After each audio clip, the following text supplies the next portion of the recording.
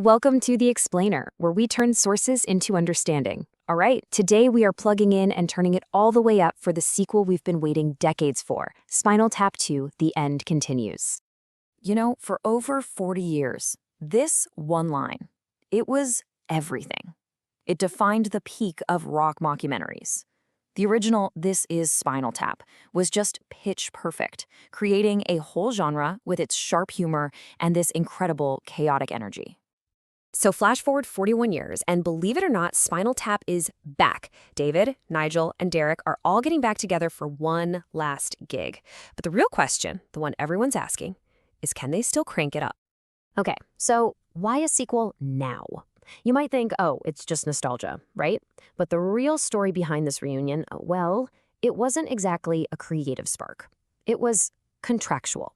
Yeah, born from a legal battle that went on for decades. Yep, you heard that right. For years, the actual creators of the band were in a massive fight over profits. Harry Shearer even claimed he'd made less than $100 from all the merchandising over decades. So it really wasn't until they finally got full control of their own work back in 2020 that the coast was clear for a reunion. So what's the actual plot?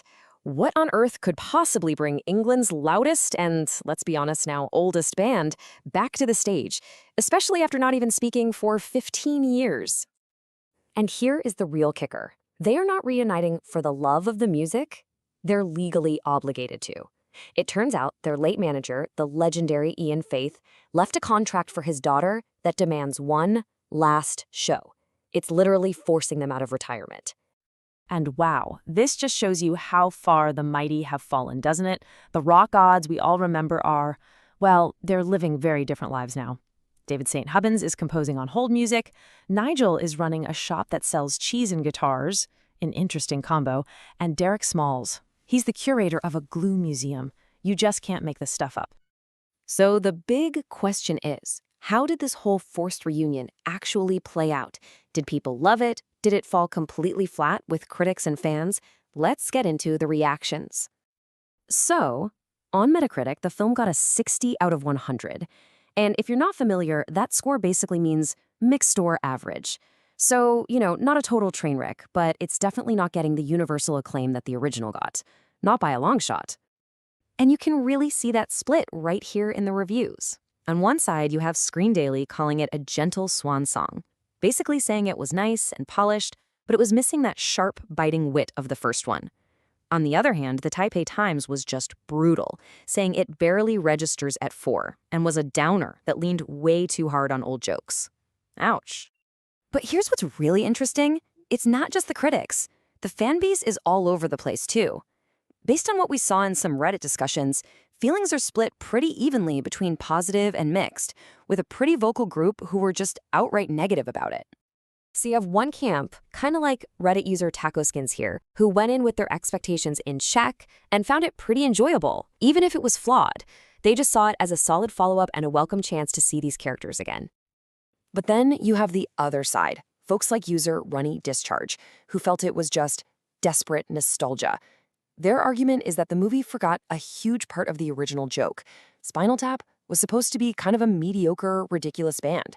So when you have actual legends like Paul McCartney praising them, it just betrays that whole idea.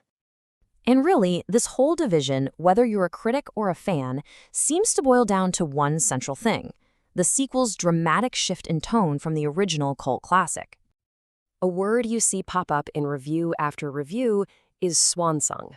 That final performance before retirement. And it just perfectly captures this movie's more melancholy feel. It's less about rock and roll absurdity and more about the reality of getting older. I mean, think about it. The first film was just pure, spontaneous chaos.